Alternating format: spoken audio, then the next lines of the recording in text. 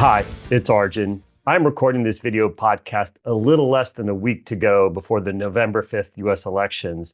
We're seeing a lot of punditry commentary about what choosing one side or the other would mean for this policy or that sector, who will be the winners, who's going to lose, depending on the outcome. And we get it. There are differences in both the rhetoric, the areas of emphasis, and the policies of the various parties. But when it comes to the big picture outlook for the energy sector, we want to remind everyone that the structural macro trends, they unquestionably transcend micro drivers and specific politics. This is something we wrote about in our July 27th, 2024 Super Spike. Does the US President's Party impact energy macro results? And at a high level, the answer to that question is undoubtedly no, and frankly, a firm no. Clearly, individual companies and specific projects can be impacted by who is in power, as we've seen with the lack of approval for various pipeline projects, the LNG permit pause, or even the granting of tax credits to various new technologies, as we've seen in the last few years. So yes, a specific company can be impacted by who wins, but at the big picture level, we believe the megatrends triumph over micro politics. And as we're going to show with the last two elections, when you look at who won, and then how the sectors performed, I think it was the exact opposite of what everyone was saying was going to happen. Now, just as a reminder, if you are listening to this on Apple or Spotify podcasts, there is actually an accompanying video you can find on YouTube or also on my Substack. And if you only listen to the podcast or watch the videos, on the weeks we're not doing that, there is a written post that you can also find on Substack, or all these things are also on the Veridin website. So let's get into it. Just some high-level takeaways to start with. And first, I'm going to keep saying this, the long-term macro trends trump micro politics or ideological slogans. We're not choosing between drill, baby, drill on the one hand, or, quote, a climate catastrophe and urgent climate crisis on the other hand, but maybe the slogans. But as we look at things, the long-term underlying macro trends are going to trump whatever that rhetoric is from either the two main parties in the US. In our view, it is all about meeting the energy needs of everyone on Earth, and now most notably the other 7 billion people that are not amongst the lucky 1 billion of us who have massive unmet energy needs. That is the starting point, and that is the stopping point on how energy is going to evolve. How are they going to want to meet their energy needs? And it's going to be a variety of different energy sources and technologies. That is our North Star. Reliability, affordability, and geopolitical security is going to drive world energy choices. And I'm going to speak especially to those of you that are especially passionate about addressing carbon emissions and what you perceive to be a climate crisis. I'm going to talk to you all specifically. It is going to be geopolitical security, and it is going to be reliability and affordability that will motivate the kind of technologies that someday will take meaningful share from traditional energy sources. When you look at the sheer quantity of people in the rest of the Earth, and especially those in countries that do not have sufficient amounts of crude oil and perhaps natural gas, they're going to want to use different things. And it's trying to figure out what is the timing, what are the specific technologies, and what are the means by which they're going to satisfy their citizens' deserved fundamental right to be energy rich. They're going to want to do that with new technologies. And to me, that will be the driver of evolving energy systems, as opposed to climate crisis rhetoric, enforcing policies and technologies that are not yet ready for prime time, and doing it in a way that seems to only recognize the lucky 1 billion of us, if we're being blunt about it. For both traditional new energies, it is actually going to be the normal things that drive the equities and the companies in these sectors. It is going to be growth, it's going to be profitability, and it's going to be resilience. It's not going to be some notion of, quote, energy transition. That's not actually a thing. Any of these sectors, whether it's oil and gas, whether it's electric vehicles, solar, batteries, hydrogen, et cetera, what is the outlook for profitability? What is the pathway to your project or technology or basin, whatever it may be, scaling? What is its durability to a downturn? These are the kind of things that matter most. They matter much more, much more than who wins in a US election. So I want to turn to now the last two elections, because I think we've had some very surprising stock price performance relative to what the perceptions were when we found out who won. So, of course, in 2016, it came as a big surprise that President Trump beat Hillary Rodham Clinton, Secretary Clinton. And we got the initial kind of consensus reaction: traditional energy equities, which are the blue line, the XLE, versus new energies, which is the yellow line, the ICLN, iShares Clean Energy ETF is what its, I think, official name is. And we have the S&P 500 in white. The initial reaction is what pundits, market specialists would have said: traditional energy is going to do well, new energy is going to do poorly. And of course, that lasted from the election for a couple months. And of course, once we got that through that initial period, it actually turned out to be a very challenging multi-year period for traditional energy. Ironically, the companies actually did drill, baby, drill. And that's been a huge problem. Profitability, as we all know, is poor. We had too much shale oil growth relative to oil demand growth. And it was actually a very generally challenging period for the traditional oil and gas companies during the vast bulk of the Trump administration prior to that initial post-election bounce. This is all pre-COVID. The energy equities were, the traditional energy sector was underperforming pre-COVID. New energies, which of course people were up in arms. Oh, President Trump's going to pull us out of the Paris Accord, and he doesn't care about this, and he doesn't care about climate, all this kind of fear-mongering. They actually did extremely well.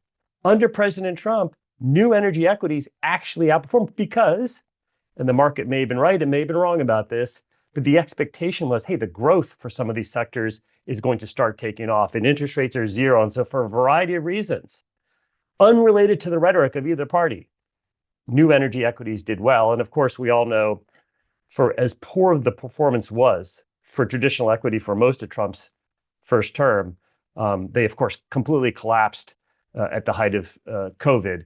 And it was it was four of the worst years for traditional energy, really in the history of this sector existing.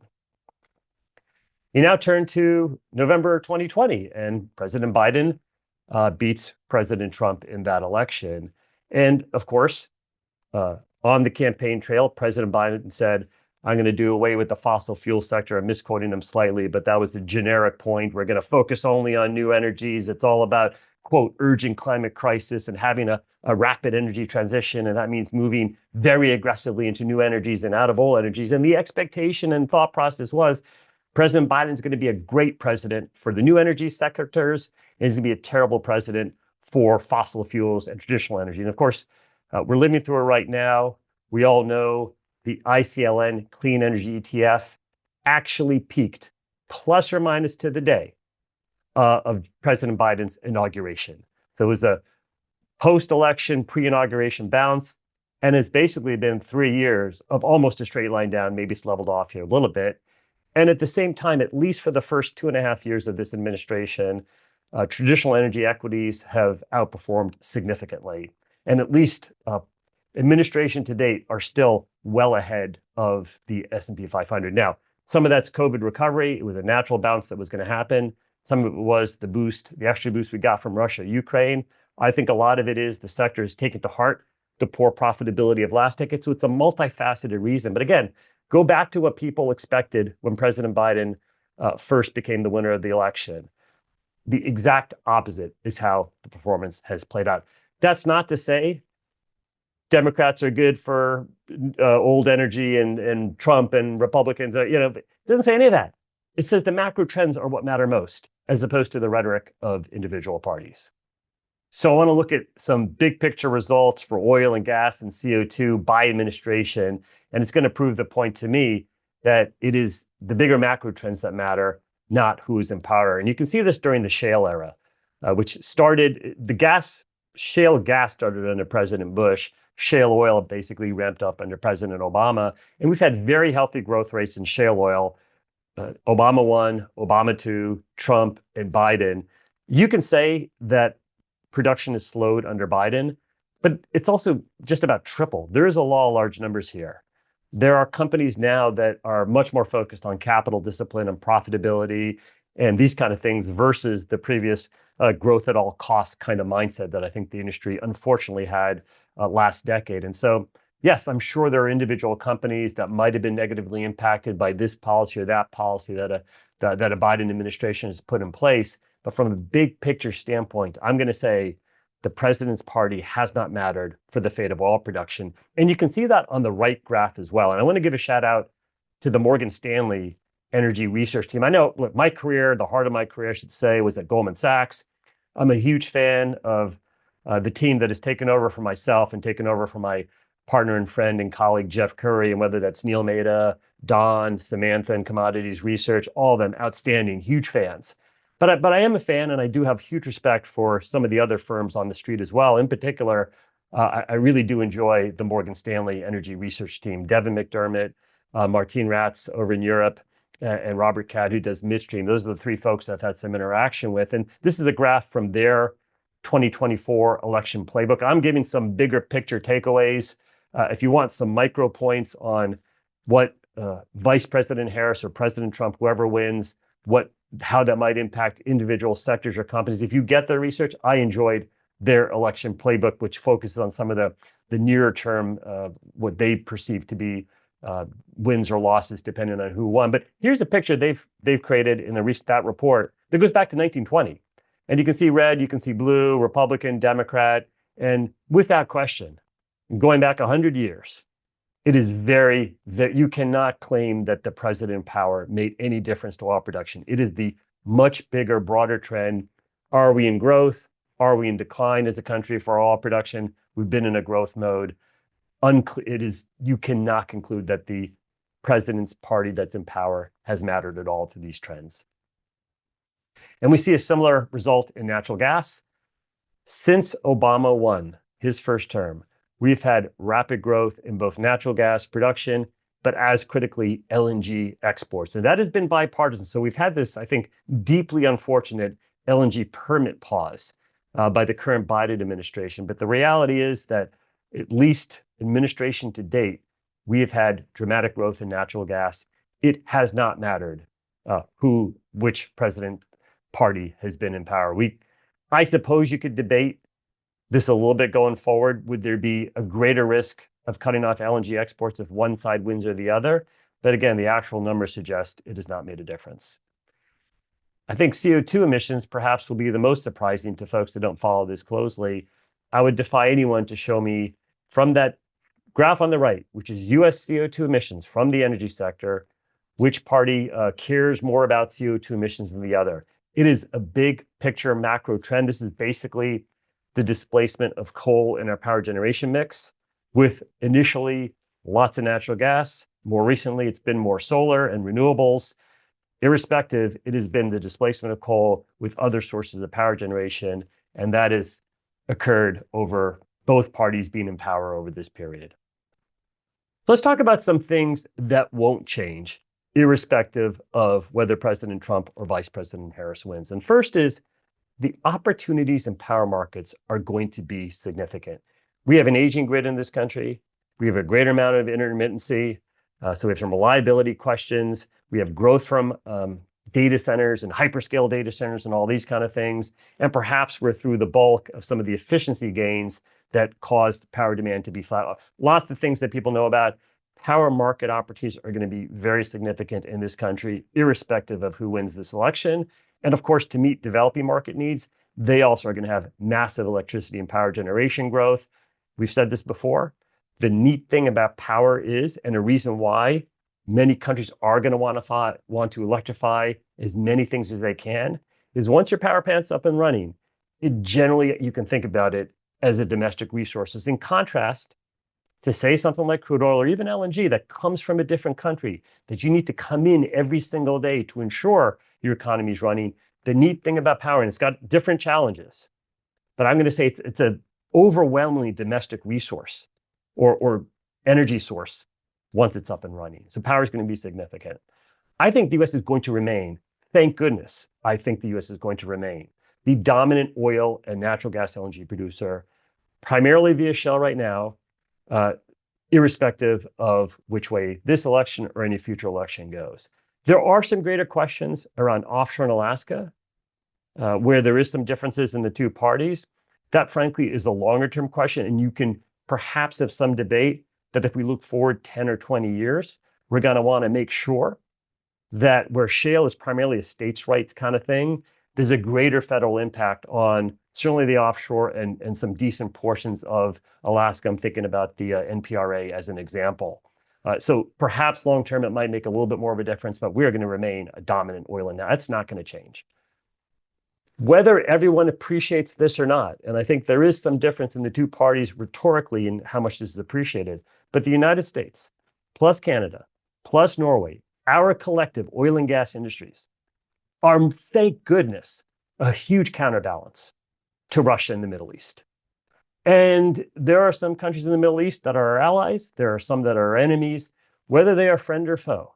As an American, it is unquestionably, we are all unquestionably better off to have our undisputed allies, the United States and Canada plus Norway, with major oil and gas bases. And I cannot for the life of me understand why anyone would want to put this at risk. You can yell at these companies for all sorts of issues. As a Wall Street person, we like to yell at our companies when they're not sufficiently profitable or when they cut their dividend, and they're all sorts of miss some production. Lots of things to yell at them about. I'm sure, and I think they should be held to high environmental label standards if you want to yell at them for something, if you're not a Wall Street person, if you're a climate person, as an example. But it is unquestionably a better thing to have for American citizens and Canadians and Europeans to have these industries be important counterbalances. And I don't think that's going to change. I think it needs to be better appreciated. There are going to be strong incentives for US-based companies to crack the code on new energies. And this is, the previous point was clearly a critique of the left and Democrats. This is going to be a critique of Republicans. We are balanced here in this respect. The idea that all of the above, if you're a right of center person, means we need to emphasize oil and gas, I agree with that. But it also means the all of the above does include ensuring we are going to be dominant in new energy technologies and sources, and all that that means. Some of that's critical minerals mining, some of it's critical minerals refining, some of it is ensuring whether it's batteries or solar or storage or geothermal, whatever the case may be, nuclear, all the other technologies besides oil and gas, that we ensure we have a favorable investment climate. We're not trying to pick winners. I don't believe we should be trying to pick winners. I don't believe in mandates either.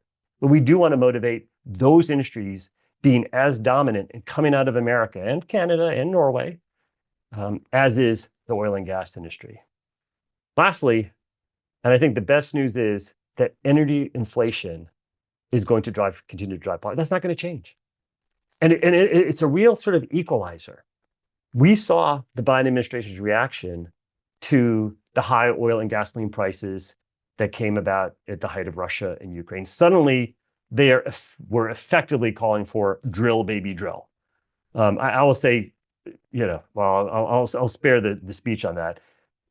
In energy inflation, it is not going to change. It is going to matter. And it's a real constraint on sort of unbridled ideology, I think is how I'd say it. Now, what could change? The ease of doing business in the US can actually change between the various choices we have in who's president.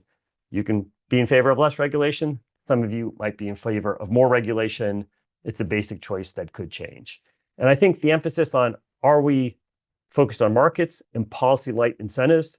That is where I come out. I prefer that type of approach, but there are others of you who think heavy-handed regulation, maybe heavy-handed is a judgmental term, so let's call it stricter or stronger regulations that does aim to pick winners and say we should move in this very specific direction. That is something that you do have some difference between, obviously, the two parties. There is a difference in emphasis. There are folks who say there's an urgent climate crisis. It's a climate catastrophe. We need to address it. My own view is that you first and foremost and always and only are going to solve for meeting the world's significant energy needs. That is what everyone is solving for. And you have to start with that. But there is a difference here, clearly, in the rhetoric between the two parties on this point. Let me talk about, finally, what should change. I'm going to spend some more time on this in maybe the coming months, but you have all these scenarios, whether it's from the IEA, which gets a lot of headlines and, frankly, at times, excessive criticism, because it's also the big oils. Almost all of them have these same similar scenarios that solve for different CO2 cases. And you could say, I'm going to speak to those that care most about that. That might be something that you think we actually should address. And I will say, you will never, ever, ever, not in a million years, address CO2 by coming up with the scenarios that force unrealistic outcomes. You first and foremost have to solve for how everyone on Earth, and we can debate the timeframes, is going to be energy rich, because that's what everyone solves for. They solve for abundance and affordability and reliability and geopolitical security every day. And it is that combination of geopolitical security and reliability that is going to motivate billions of people who are not blessed with lots of crude oil to figure out alternatives to traditional energy. When you say that you're using IMF growth rates, that is not the answer. It is obviously not the answer. Would that have gotten the China miracle that we had over the last 20 years, the growth miracle that reduced poverty significantly in that country? Whatever we think of China now as a geopolitical rival to America, it has been miraculous that they have dramatically reduced poverty from using a lot more energy. That would not have been captured in IMF growth rates 25 years ago before it started. And India may not follow, India is not going to, in all likelihood, follow that exact trajectory. But this isn't about saying I'm using an IMF growth rate. It is about solving for how everyone on Earth will someday be energy rich. That is absolutely a dream that we should all be looking forward to. And that, to me, is where all these scenarios should start with.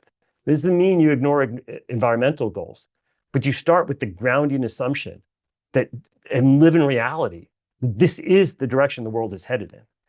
Energy is unquestionably, and this needs to change, a hierarchy of needs. It starts with abundance, and it starts with and ends with reliability. It is all anyone cares about. Why do so many people want to pretend otherwise and enact policies based in this dream world that somehow it's other things that people care about? And my final point of what should change, we absolutely should be looking to maximize oil and gas production in the United States, Canada, and Norway.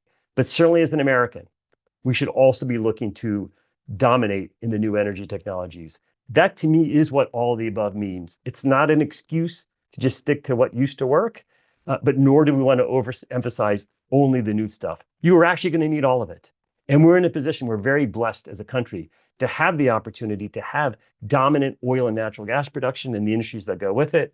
And I think we do have some work to do to ensure we're going to be dominant on the new energies front as well. So I'd like to end this video on a personal note. And this picture was the social media preview, if you want to call it that, for my introductory Welcome to SuperSpike note, which is now almost at the 3-year mark. And SuperSpike, the creation of it, it was not a reaction to the Biden administration per se. It was a reaction to something that, as we showed in the first graph, that kind of started in 2019 type timeframe.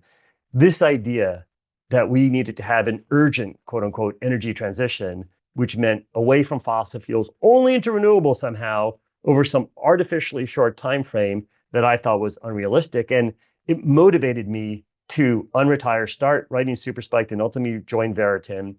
And the tagline was, you can see in the bottom left, a messy energy transition era arrives.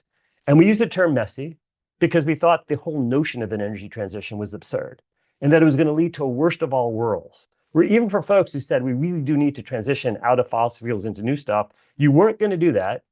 All you were doing was disincentivizing traditional energy supply, but again, only in friendly countries like the US, Canada, and Norway. And that was going to lead to high and volatile commodity prices with no actual transitioning happening. And I feel like that was a good tagline. I'm going to say that I think that works. I think that worked. But we're closing the door on, I think, the worst of that period. We're closing the door on the extreme ideology. I try and steer away from the culture war terminology, but I am going to give credit to The Economist for declaring that America is past peak woke. And I think in that spirit, we're past the peak of that ideology that unrealistically says we're going to get out of this entire thing only into this new stuff over some short time frame and do that only by yelling at traditional energy companies. No part of that ever made sense. I think we are closing the door on that. So it's time for a new chapter. I think it's time to retire this phrase, a messy energy transition era arrives. Some of you really do not like the term energy transition. I've never believed in it as a concept. The term itself, it's just a term. It doesn't really bother me. I think there is a need, though, in this, what I'm going to call healthier energy evolution era, to look forward and to paint a better picture. Calling it healthier energy evolution, that's a boring phrasing. I think I need to spend some time really thinking through what is the message we're trying to deliver going forward, and that will be our new tagline. I'm going to say though, the logo I like. I'm not an artistic person at all when it comes to like art or drawing or any of that kind of stuff, but I did create that logo. That logo I'm proud of. We're going to keep the name Super Spiked, but I do think we need. I think we're closing the chapter. This election is going to mark, irrespective of who wins, whether it's Vice President Harris or President Trump, whoever wins. It is going to be a new path forward for energy, and one that I think does recognize everyone on Earth deserves to be energy rich. And with that, I'm always appreciative of all of you who read and watch and subscribe to Super Spiked, for all your constructive engagement and all your feedback. And I look forward to seeing you in the weeks, months, and years ahead. Thank you.